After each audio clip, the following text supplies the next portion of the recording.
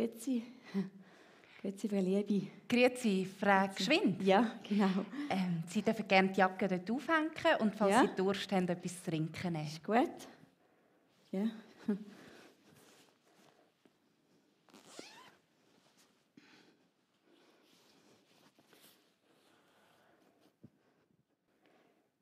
Nehmen Sie doch Platz, Frau Gschwind. Ja, ist gut. Da auf dem Sofa gerne. Ist gut.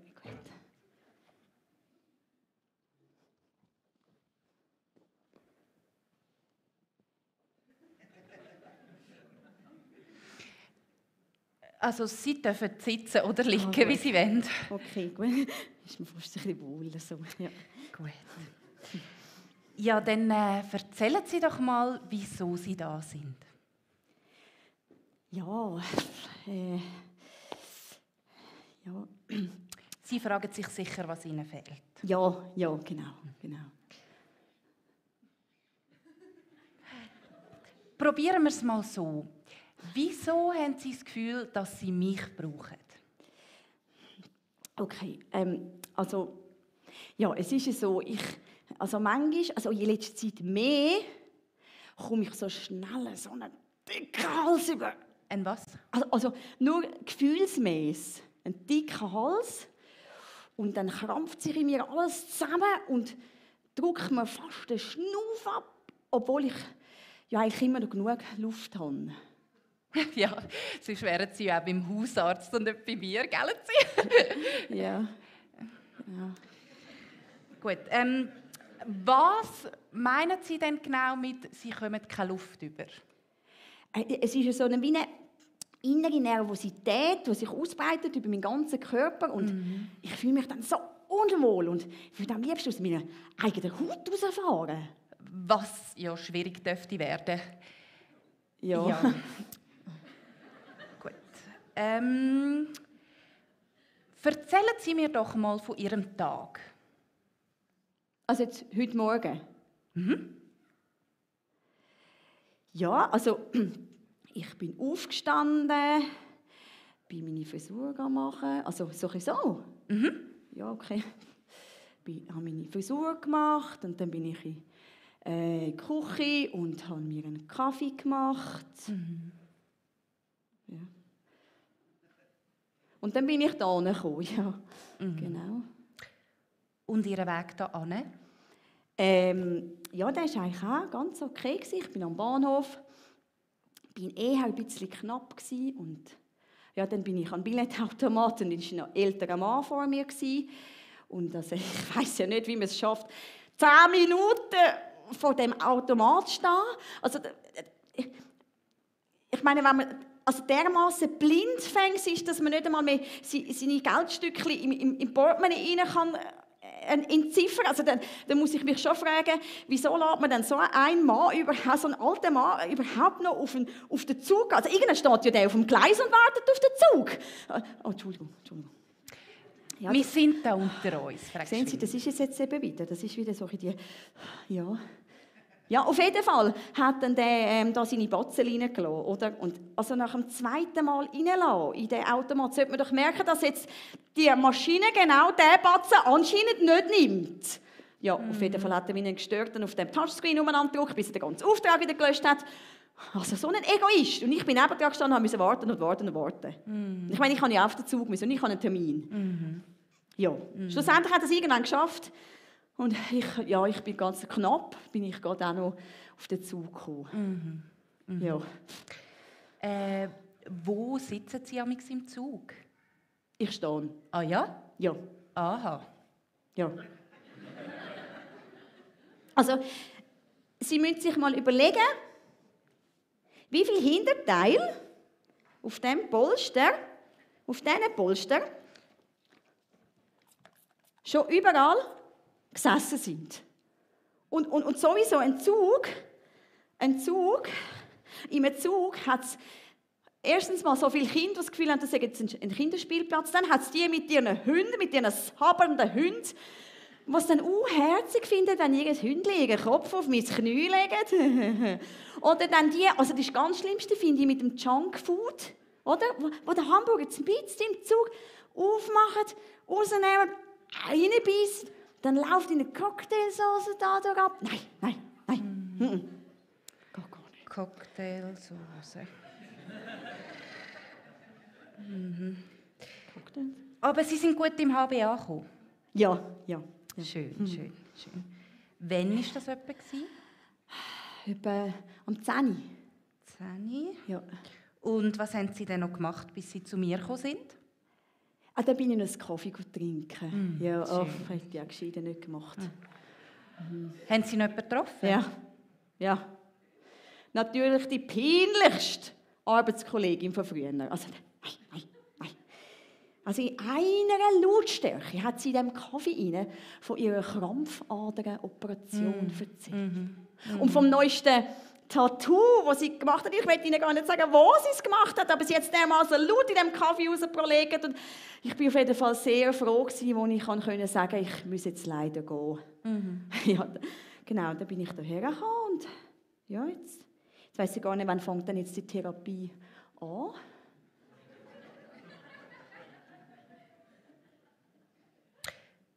Danke, Frau Gschwind. Wir sehen uns in einer Woche wieder.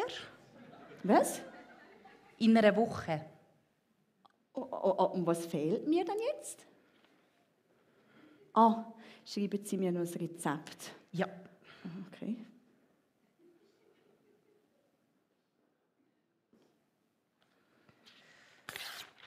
Danke, Frau Gschwind. Bis nächste Woche. Ja, bis nächste Woche, genau.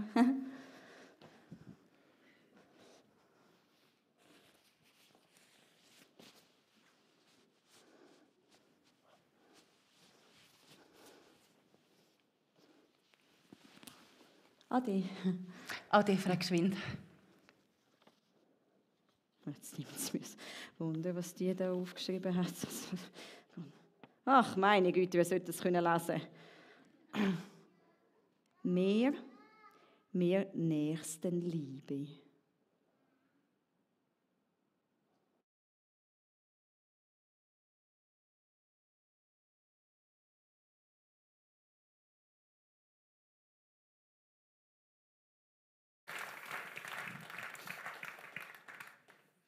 Mehr Nächstenliebe steht auf dem Rezept. Danke vielmals für das Theater. Schön. Schade, dass die Psychiaterin etwas nicht kennt, das ich kenne. Sie hätte können schreiben, eine Augensalbe da so verschreiben. Es gibt nämlich eine Augensalbe, dass mehr Nächstenliebe da ist. Aber das am Schluss der Predigt.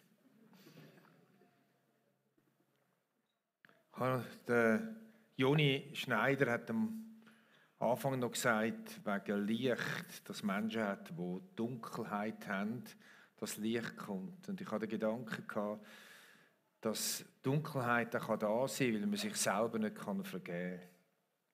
Man kann sich einfach nicht vergeben und darum ist es so dunkel. Wenn jemand da ist heute Morgen, der das betrifft, dann möchte ich sagen, geh doch nachher da ins Gebet und Vergebung ist da.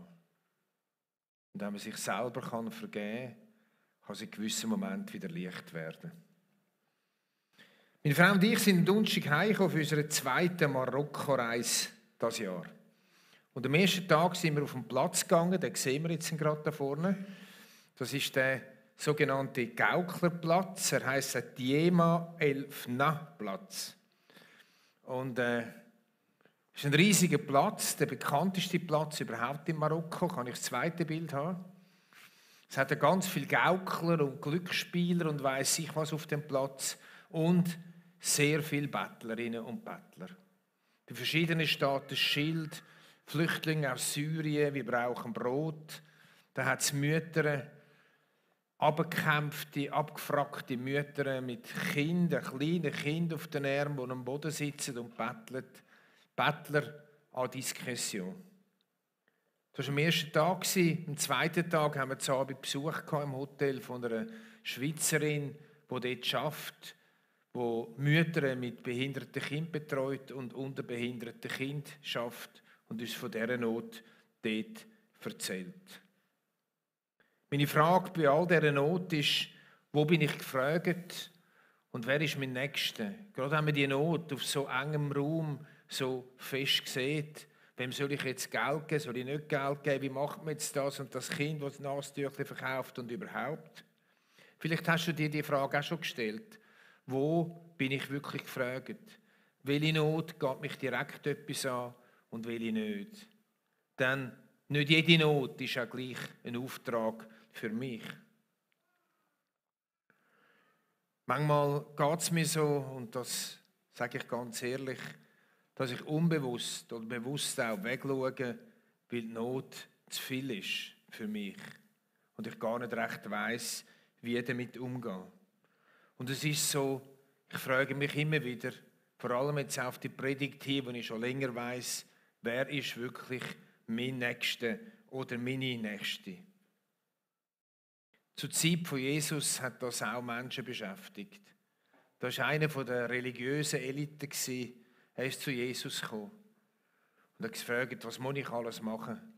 Und Jesus hat gesagt, was steht im Gebot? Und er hat geantwortet, lieb dich Gott, lieb dich selber und lieb den Nächsten wie dich selber. Er hat eine Frage gehabt, die Frage, die wir auch oft haben. Er hat gefragt, wer ist denn wirklich da, mein Nächster? Und Jesus hat mit einem Gleichnis geantwortet. Das Gleichnis, wo wir werden dreisündig miteinander von verschiedenen Seiten her beleuchten. Ich lese aus Lukas 10 ab Vers 30. Daraufhin erzählte Jesus folgende Geschichte. Ein Mann ging von Jerusalem nach Jericho hinunter. Unterwegs wurde er von Wegelagern überfallen. Sie plünderten ihn bis aufs Hemd aus, schlugen ihn zusammen und ließen ihn halbtot liegen. Da machten sie sich davon. Zufällig kam ein Priester denselben Weg herab, von Jerusalem nach Jericho. Er sah den Mann liegen, machte einen Bogen um ihn und ging weiter. Genauso verhielt sich ein Levit, der dort vorbeikam und den Mann liegen sah. Auch er machte einen Bogen um ihn und ging weiter. Schließlich kam ein Reisender aus Samarien dort vorbei. Als er den Mann sah, hatte er Mitleid mit ihm. Er ging zu ihm hin, goss Öl und Wein auf seine Wunden und verband sie. Dann setzte er ihn auf sein eigenes Reittier, brachte ihn in ein Gasthaus und versorgte ihn mit allem Nötigen. Ich lese noch ein bisschen weiter. Am nächsten Morgen nahm er 2 Denare aus seinem Beutel und gab sie dem Wirt, genau, aber ohne H.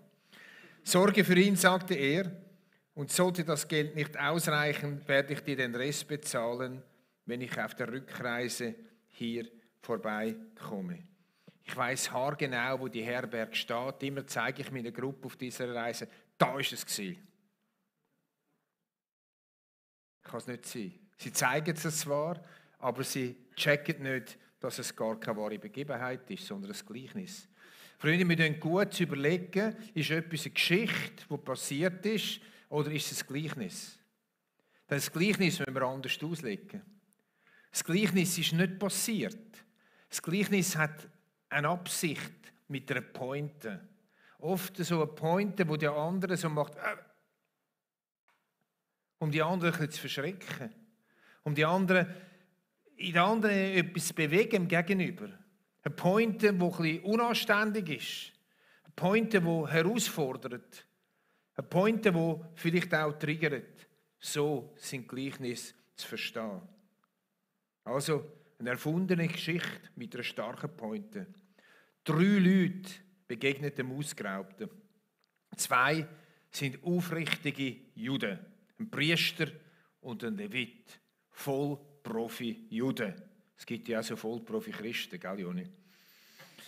Es sind diejenigen, die in ihrem Alltag peinlich darauf geachtet haben, dass sie alle Ordnungen von Mose und von den Büchern, von den Auslegungen befolgen. Man kann davon ausgehen, dass sie im Tempel waren in Jerusalem, dass Jesus das impliziert mit dem Gleichnis. Sie dort ihre Zehnte gegeben hat und Zedekah den armen Opfer gespendet haben. Die 2 bringt Jesus ins Spiel. Die 2 aufrichtigen Männer, die 2, die genau gewusst hat, wie man alles richtig macht. Und dann kommt noch ein drittes Spiel. es ist der Samariter. Das ist nicht das, was wir heute verstehen, oder Samariter. Auch von dem kommt das Bild vom barmherzigen Samariter. Es ist ein Angehöriger von einer Volksgruppe, die von den Juden verachtet und gemieden wird. Warum? Im Jahr 722 vor Christus haben die Assyrer das Nordreich von Israel belagert. Und sie haben die Juden von dort, die Israeliten vom Nordreich, deportiert in andere Länder und haben von anderen Ländern Leute genommen und haben sie nach Samarien in das Nordreich ausgewechselt. Also eine Völkerauswechslung, um die Herrschaft zu behalten. Jetzt sind da plötzlich in Samarien, in einem Teil von dem Nordreich Israel, sind plötzlich Menschen mit einem anderen Glauben. Sie haben dann das Judentum ein Stück weit angenommen, aber vermischt mit ihrem alten Glauben. Und somit war es ein Mischglaube. Und das war natürlich der religiösen Elite ein Dorn im Auge und sie haben gefunden, das geht gar nicht. Darum haben sie mit denen jetzt sogenannten Samariter, weil sie in Samarien wohnen, dann gar nichts zu tun gehabt, nichts am Hut. Es gibt heute noch Samariter, haben das gewusst? Etwa 840 ist rund so eine Zahl, wohnen noch auf dem Berg Garizim und pflegen immer noch ihre Religion pflegen wie früher. Ich war bei denen, habe die schon zweimal besucht. Unser Gleichnis hat 2 Pointen. Das erste ist, Jesus sagt, unser Nächster liegt ganz nahe. Er liegt auf unserem Alltagsweg. Wir müssen nicht ins Ausland schauen, wir müssen nicht weit herumschauen, wir müssen nicht suchen, wir müssen nicht Angst haben, dass wir ihn nicht sehen oder nicht treffen würden, sondern er ist ganz nahe. Dort, wo wir im Alltag durchlaufen. Die Straße, die uns durchführt, irgendwo am Montag, am Dienstag, am Mittwoch, am Donnerstag, am Freitag, am Samstag, am Sonntag, wenn wir von der Kirche heimgehen. Wir müssen nicht suchen, wir brauchen nur sehende Augen für sie. Das ist das Erste. Das Zweite, wer jetzt in dem Gleichnis sieht vom Alltagsweg, der bedürftig als sein Nächsten. Jesus also bringt 2 Vollprofi-Juden, die explizit unrein sind, nicht würdig in den Augen von diesen Vollprofi. Der dritte ist nicht würdig, er ist unrein. Und Jesus sagt zu diesen Reinen, zu diesen Religiösen, zu denen, die alles halten, sagt er, wisst ihr was? Der Unreine, der, den ihr abschreibt, der, den ihr eigentlich ein bisschen belächelt oder sogar verachtet, der hat gecheckt, wer sein Nächster ist. Der war barmherzig und hat seinem Nächsten geholfen. Du, das war eine rechte Ohrfeige, oder? Das war also ein Bein. Ich habe mir überlegt, wie wir das heute erzählen können. Und ich habe gedacht, vielleicht ein Pastor und eine Lobpreisleiterin und ein Mormon gehen von da auf Pfäffiken. Und unterwegs, wir können selber weiterdenken. Wie wäre wohl die Pointe? Wäre der Mormon der oder die Mormonin die eben dem geholfen hat? Und der Pastor und der Lobpreisleiter hätten den wohl gesehen, der verunfallt ist, aber vielleicht doch nicht gesehen, vielleicht nicht helfen können. Haben es die Vollprofi-Juden schlecht gemeint? Viel geht mir davon aus, bei dem Gleichnis, dass Jesus sagt, das sind die Schlechten, der andere ist gut. Ich glaube nicht, dass sie es schlecht gemeint haben. Das heisst aber, sie haben den gesehen, der unter die Räuber geraten ist. Und das heisst, sie haben ihm nicht geholfen.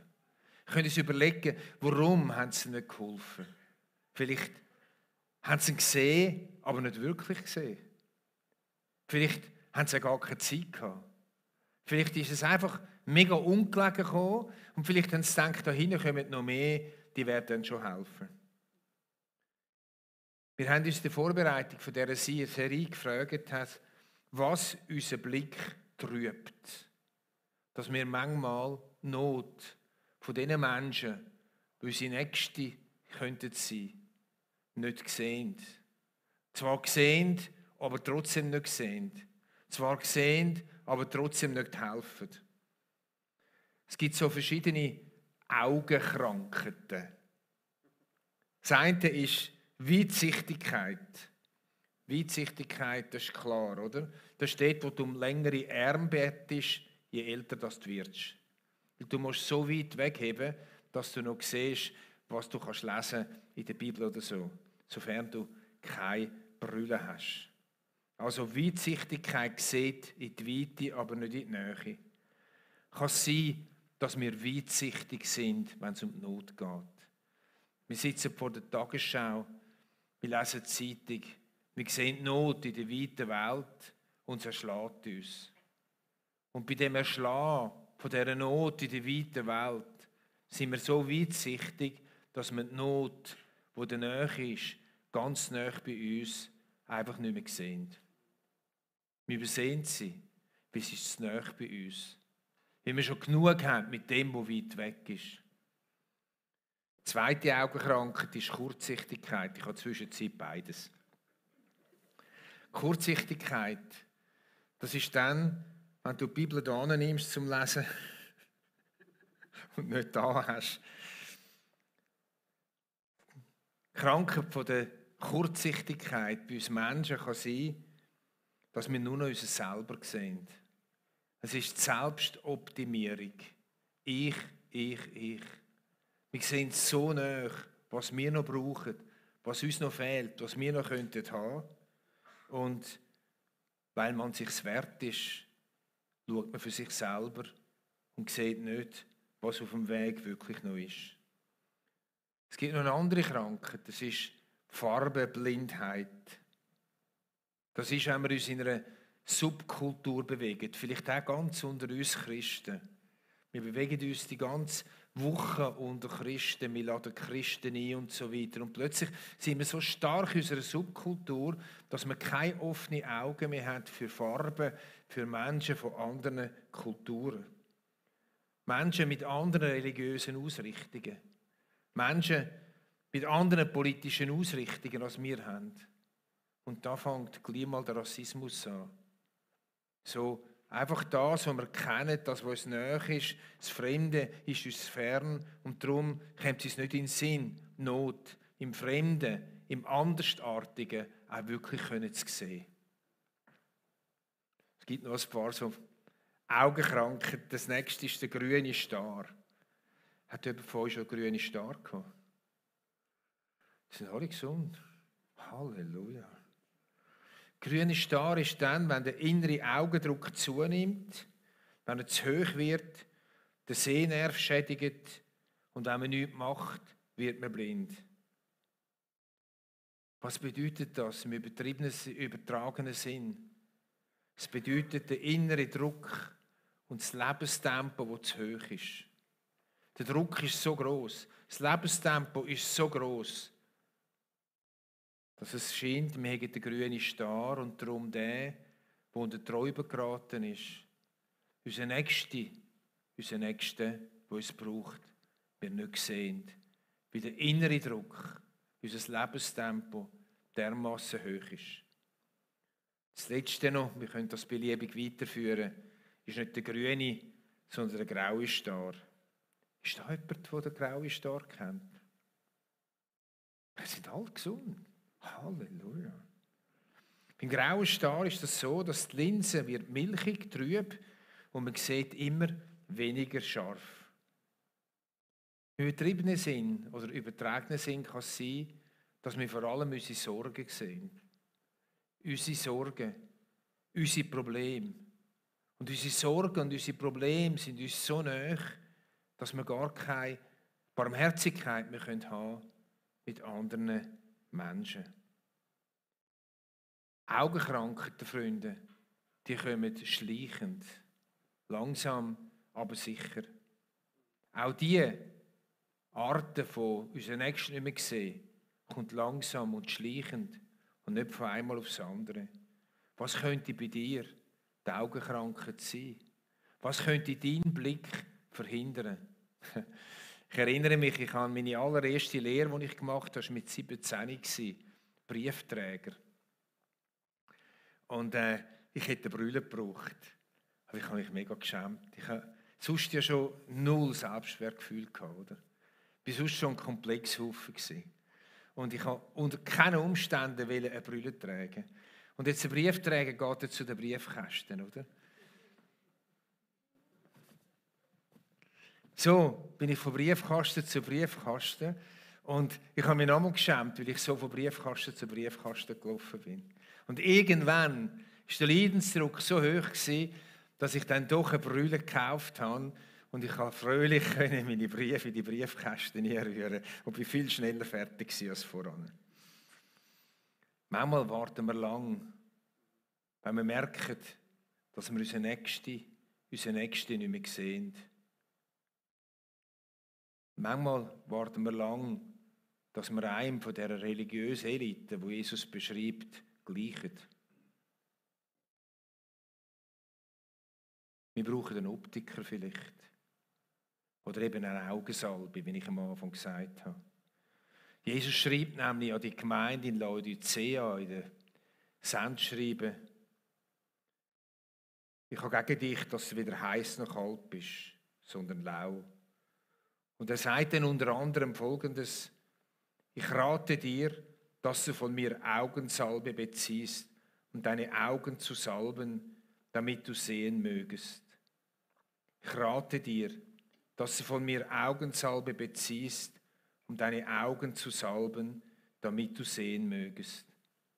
Freunde, es gibt eine Augensalbe für unsere Augen. Vielleicht das nächste Mal, ich weiss nicht, ob sie nochmal zur Psychiaterin gehen, vielleicht wird ihr eine Augensalbe verschrieben. Die Augensalbe, das ist der Heilige Geist. Der Heilige Geist kann uns die Augen auftun. Er kann uns helfen, dass wir vom grauen Star geheilt werden. Vom grünen Star, von Kurzsichtigkeit, von Weitsichtigkeit. Die Augensalbe, der Heilige Geist kann uns die Augen auftun für unsere Nächsten. Und Freunde, nochmal, nicht jede Not ist ein Auftrag. Es liegt die Not, wo unser Auftrag ist, liegt in den allermeisten Fällen auf unserem Alltagsweg. Dort, wo wir gerade durchlaufen.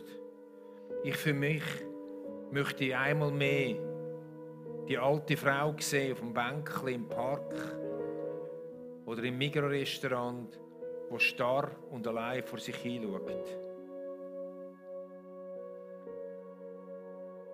Ich möchte den Blick von einer überforderten Mutter, wenn das Kinder so zwängeln vor der Migros-Kasse sehen und überlegen, was mein Anteil ist. Ich möchte innerlich ausgeraubte Manager erkennen, dass aussen vieles fix ist und innen so viel kaputt. Ich möchte die junge Frau sehen, die nach Leben schreit.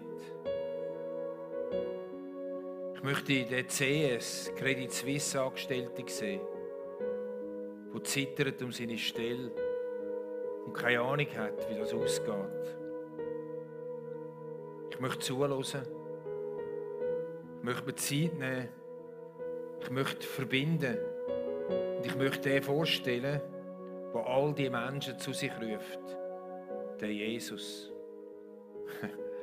Ich komme nochmal zurück auf meine Marokko-Reise. Wir sind am letzten Donnerstag im E-Check-Schalter gestanden, in der Abflughalle. Und es war ein einziger Schalter offen, der Business- und First-Class-Schalter. Alle anderen zu. Ich Gruppe hinter mir und hinter der Gruppe einmal etwa 50 Leute, 80, 100 Leute, ein Schalter. Ich bin vorne, da kommt der Supervisor und ich habe gesagt, was ist da los? Er hat gesagt, ja, unsere Computer gehen nicht die anderen. Dann habe ich gesagt, ja, aber ein Computer geht, alle Schalter links und rechts gehen auch, warum die nicht? Und ich bin rumgetigert, wie man halt so rumgetigert, oder? Wenn wir eine Gruppe hatten. Ich habe etwa 3 Mal gefragt, ob dann unsere Gruppe wirklich auf den Flüger kommt oder nicht. Oder? Und ich habe gemerkt, der Mann ist echt besorgt. Der Mann gibt sich alle Mühe. Ich habe ihn völlig daneben gefunden. Weißt du, was macht der Mann irgendwann? Könnte sein, dass er mein Kreuzchen gesehen hat. Irgendwann macht er so und schaut mich an. Ich dachte, Scheiße. Ich habe innerlich gebeten, 30 Sekunden später sind alle Computer gelaufen. Es Zufall vielleicht, würde die eine sagen. Für mich nicht. Ein Moslem hat mir gesagt, ich soll beten. Auch das war in dem Moment mein Nächster. Er war verzweifelt. Es hätte mir egal sein können. Aber nein, er hat mir sich so Mühe gegeben. Und als er gelaufen ist, hat er gesagt, sehen Sie, es läuft. Und er war so glücklich und gesagt, er hole noch mehr Leute dazu, damit es noch schneller geht. Es gibt ganz verschiedene Situationen, wo es um unseren Nächsten geht. Wir haben im Theater gesehen, wie sauer die Frau war auf den alten Mann, der den Stutz nicht in den Automat gebracht hat. Auf die mit ihren dreckigen Ärschen auf den ISBB-Polster sitzen. Und so weiter. Oder? Ja, Freunde, das sind Challenges. Und die Challenges liegen in unserem Alltagsweg.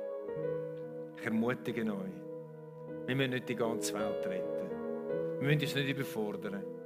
Aber dort, wo im Alltag etwas vor unseren Augen liegt, dort beten wir am Morgen, Geist Gottes, schenk mir die Augensalbe. Geist Gottes, heil du meine Augen dort, wo ich nur mich sehe. Dort, wo ich weitsichtig bin und Not in der weiten Welt draussen sehe. Dort, wo ich Überdruck habe in meinem Leben, dass ich gar keine Zeit habe, den anderen zu sehen, wo der Träuber geraten ist.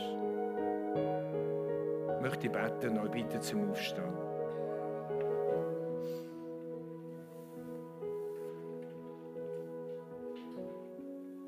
Jesus, du hast das Gleichnis erzählt. Und du sagst uns, dass unser Nächster auf unserem Weg liegt, auf unserem Alltagsweg. Dort, wo wir gerade durchlaufen. Ich bitte dich um Vergebung dort, wo wir keine Zeit hatten.